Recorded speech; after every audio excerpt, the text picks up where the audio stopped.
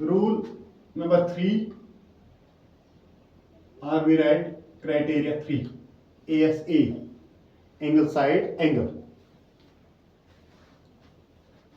हम प्रूव कर रहे हैं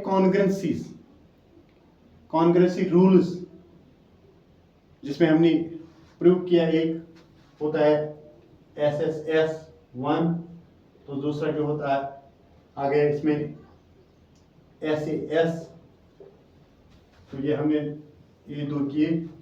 आज का जो है रूल 3 ASA, इसमें हमें दो ट्रायंगल्स की जरूरत होती है जब भी हम कॉन्ग्रुएंसी को प्रूव करना चाहेंगे। That time we need to triangles. तो उसी के हाँ हम लिखते हैं angle side angle, when angle side and angle of one triangle is equal to angle side angle of another triangle, we call it as congruency ASA criteria. The two triangles are congruent by ASA rule. तो उसके proof के लिए हम यहाँ देखेंगे proof इसमें क्या है, प्रूफ हम इसको कैसे करेंगे। हमने दो ट्रायंगल्स बनाए, इस तरह के ट्रायंगल्स अगर होंगे ABC, CDE, तो हम यही दो ट्रायंगल्स कंसीडर करेंगे और यहां से हम करेंगे ये एंगल जो होगा ये इसके बराबर होगा, गिवन होगा, ये साइड और ये साइड बराबर होगा, ये भी गिवन होगा। तो फिर हम ऐसे रूल से इसको प्रूव करेंगे the two triangles are congruent. वही हमने लिखा angle A is equal to angle D, given AC is equal to CD, AC CD के बराबर है, it is also given. And angle 1 जिसको हम लिखेंगे CDE, DCE, angle DCE is equal to angle ACB, that is equal to angle 1 is equal to angle 2। Angle 1 is equal to angle, क्यों? क्योंकि ये given नहीं है, ये हम निकाल सकते हैं। when the two lines intersect each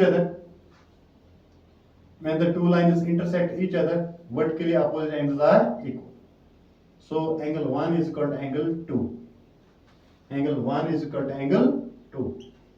Vertically opposite angles. फिर हम इसी को कहते हैं साइड एंगल साइड एंगल, इसी को हम कहते हैं कि ASA rule. therefore triangle ABC congruent triangle CDE, या हम इस तरह भी लिख सकते हैं triangle CAB congruent triangle CDE by ASA rule criteria. तो फिर हम जब दो ट्रायंगल्स कॉन्ग्रुएंट निकालते हैं किसी भी रूल से, whether it is SSS rule, SSS और SAS, और जो आज का आ गया ASA, then we write the short term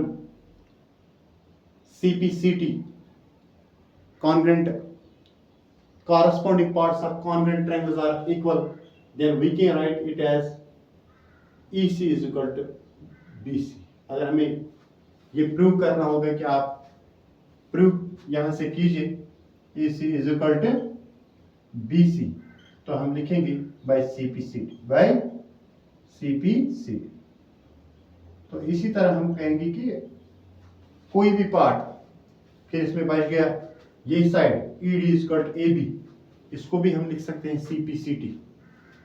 angle E is equal to, अब यहां बच गया angle E is equal to angle B, ये भी हम लिख सकते हैं by CPCT।